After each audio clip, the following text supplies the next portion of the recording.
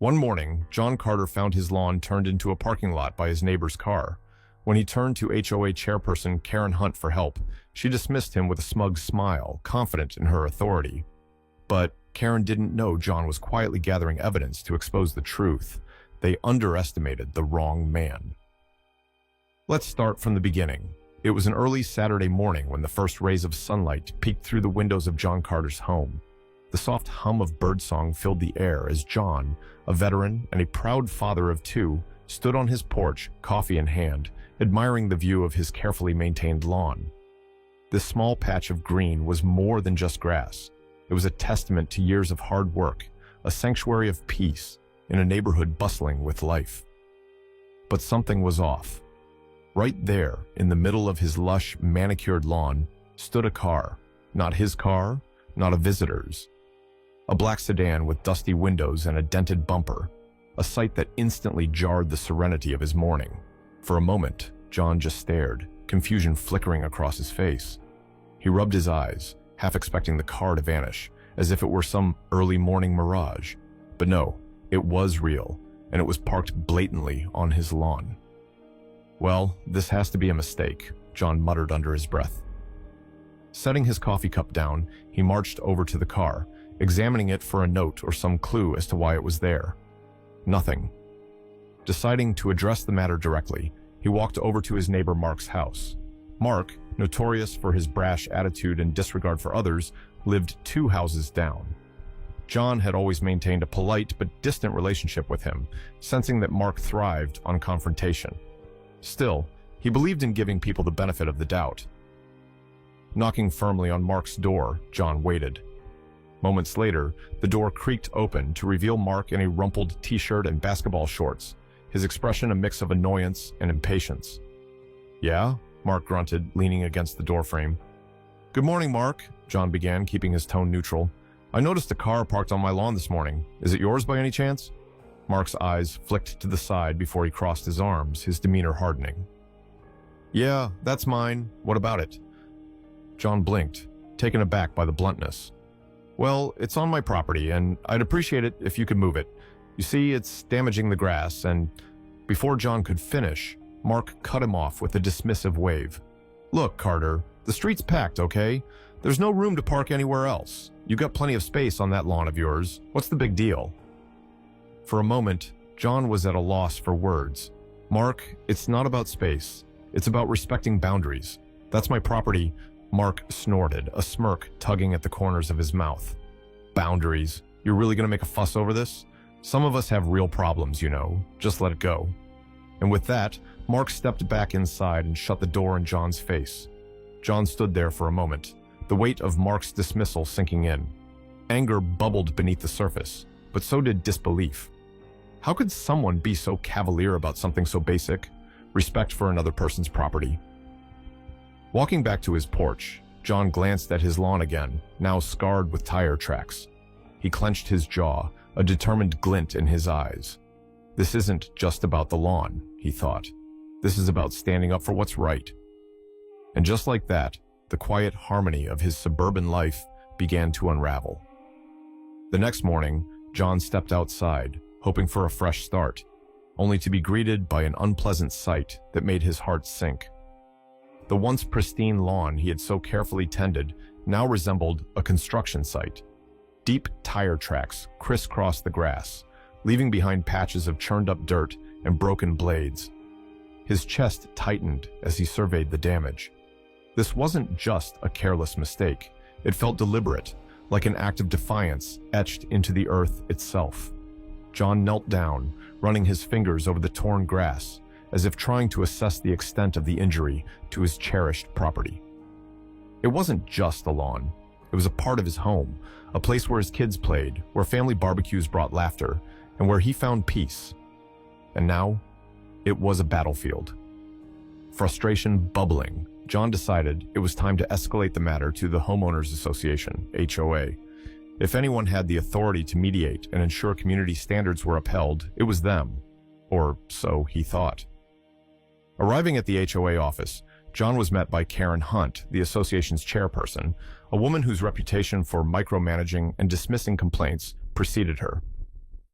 Karen sat behind her desk, her expression one of thinly veiled impatience, as John explained the situation. "Karen, this isn't just a small issue," John pleaded, his voice steady but firm. "Mark's car has destroyed part of my property. I need the HOA to step in and address this." Karen leaned back in her chair, her lips curling into a dismissive smile. "John, let's be reasonable. It's just a little grass, isn't it? Surely we can let this slide. After all, we're neighbors. Harmony is key in a community like ours." John felt his patience wearing thin. It's not just about the grass. It's about respect and boundaries. If this goes unchecked, what's next? Parking in someone's driveway? Building on someone else's property? Karen waved her hand, brushing off his concerns as though they were nothing more than trivial complaints. "You're making this a bigger deal than it needs to be. I'm sure you two can work it out on your own. Let's not waste resources on something so minor." John left the meeting feeling more disheartened than ever. It was clear that Karen wasn't going to help, and any hope of resolving this peacefully had just been dashed. As he walked back home, a sense of determination began to take root. If no one else would stand up for what was right, he would. That evening, John began installing cameras around his property.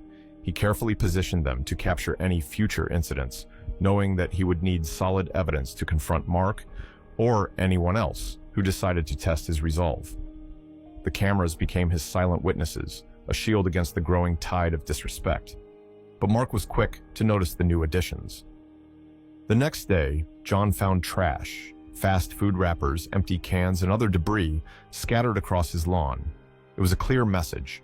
Mark wasn't backing down.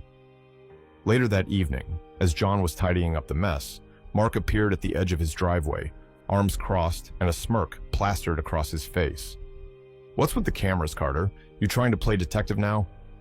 John straightened, meeting Mark's gaze with calm resolve. "They're there to protect my property, Mark. If you got nothing to hide, you shouldn't worry about them." Mark took a step closer, his tone turning sharp. "You think you're so clever, huh? Let me tell you something. You're wasting your time. No one cares about your precious grass." For a moment, the air between them felt heavy, charged with unspoken tension. But John held his ground, refusing to let Mark's intimidation get the better of him. Without another word, Mark turned and walked away. But John knew this was far from over. As the sun set that evening, John sat on his porch, the cool breeze brushing against his face. He felt the weight of the day's events pressing down on him, but he also felt a spark of resolve burning brighter than ever. This wasn't just about his lawn. It was about standing up for himself and for what was right. And no matter how messy things got, he wasn't going to back down. John sat at his dining table, the morning sunlight streaming through the window, illuminating a stack of papers, his laptop, and a steaming cup of coffee. His frustration with Mark and the lack of support from the HOA had reached its peak. It was time to take decisive action. After hours of research and consultations, John had finally found his answer. He had the legal right to call for Mark's car to be towed if it was parked on his property without permission. The relief he felt was immense, as though a weight had been lifted. Over the next few days, John got to work. Armed with his camera footage, he meticulously documented every instance of Mark's car invading his lawn.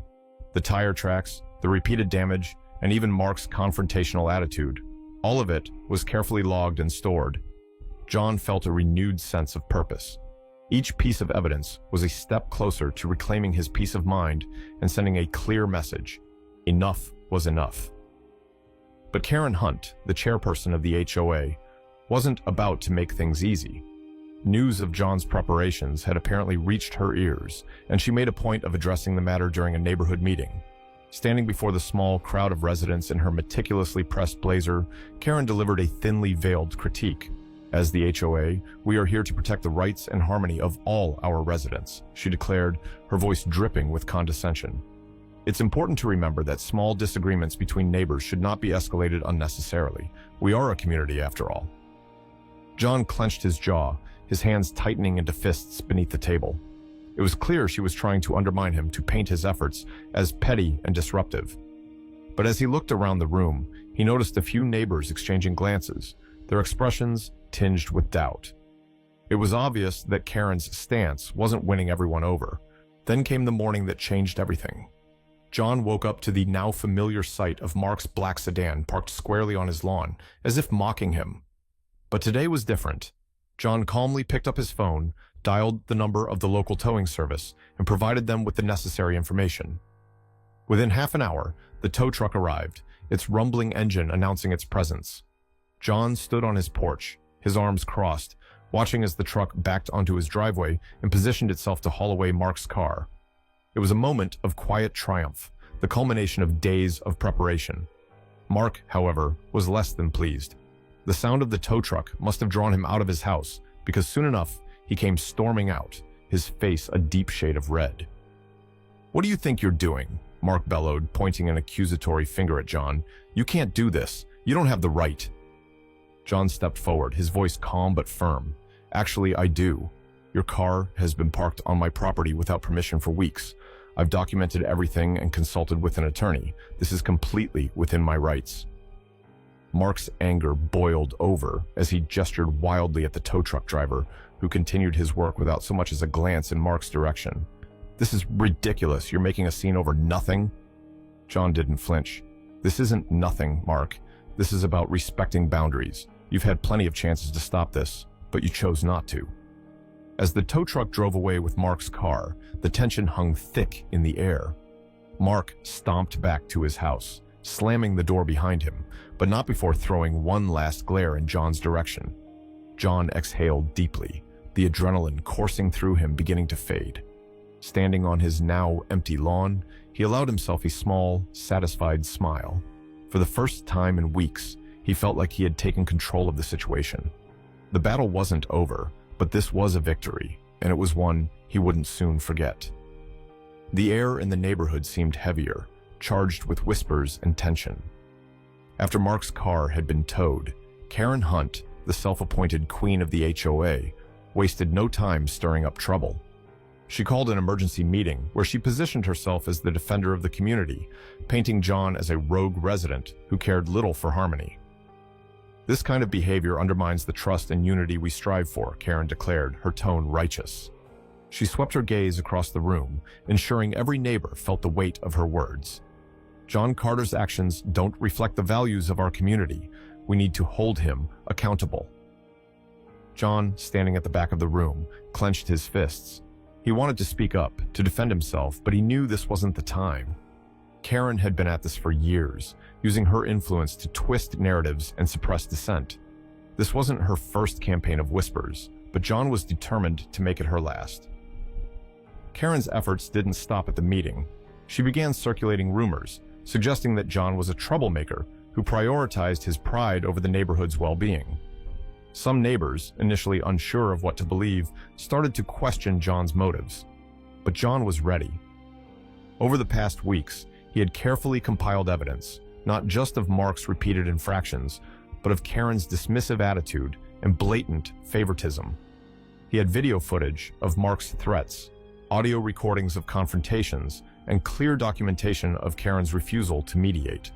Armed with these, John decided it was time to act. The next morning, he visited the local police department, presenting his evidence to an officer who listened intently. The video of Mark threatening John while standing on his lawn left no room for doubt. The officer assured John that this behavior was unacceptable and warranted further investigation. For the first time, John felt like the scales were tipping in his favor. Back in the neighborhood, the rumors Karen had sown began to unravel. John's evidence didn't just remain with the police, it started to circulate among the neighbors. Videos of Mark's blatant disrespect and Karen's dismissive remarks were shared in hushed conversations, quickly gaining traction. "I knew there was more to this," one neighbor exclaimed during an informal gathering. "Karen's been sweeping things under the rug for too long." "I've had my own issues with her," another chimed in. "She only helps if you're in her inner circle." The more people learned about John's ordeal, the more they sympathized with him. What had initially seemed like a personal feud now revealed a larger issue: the unchecked power Karen wielded over the HOA, and her tendency to favor certain residents at the expense of others. Neighbors who had once kept their distance began reaching out to John, offering support and sharing their own grievances. The tide was turning, and Karen could feel her grip slipping. For the first time, she found herself on the defensive as whispers of dissatisfaction grew louder and more unified. John, though relieved, remained focused. He knew this was just the beginning. Karen's attempts to silence him had backfired, and the community was starting to see the truth. The cracks in her facade were widening, and John was determined to make sure they wouldn't be repaired. For now, he allowed himself a small moment of satisfaction. As he stood on his porch that evening, watching his children play in the yard, he felt a glimmer of hope. The fight wasn't over, but for the first time, he wasn't standing alone. The community was waking up, and together, they were stronger than Karen ever anticipated. Weeks passed, and the tension that had gripped the neighborhood began to shift. John Carter, steadfast and methodical, filed an official complaint against Karen Hunt and the HOA. The claims were clear: negligence in addressing community concerns and defamation aimed at undermining his reputation. The evidence John presented was indisputable: recordings of Karen's dismissive comments, documentation of her inaction, and undeniable proof of Mark's repeated trespasses on John's property. The day of the hearing was crisp and bright, the kind of day that felt like a clean slate. John arrived at the courthouse, carrying a folder thick with evidence. He was calm, his resolve as firm as the morning sun overhead. Inside, the atmosphere was charged. Karen sat with a stiff posture, her usual air of authority replaced by a nervous tension.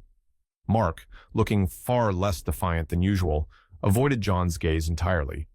John presented his case with precision.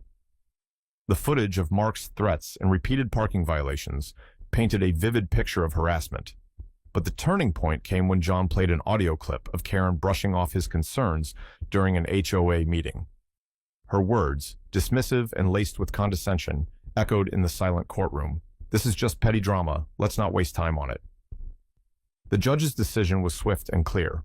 Karen was found to have violated her duties as HOA chairperson, neglecting the needs of the community she was meant to serve. Mark, too, was held accountable for repeatedly trespassing on John's property, with the added penalty of covering the impound fees for his car, which remained locked away until every fine was paid. Karen's resignation came quickly after the ruling. For years, she had operated with an air of invincibility, but now her authority had crumbled.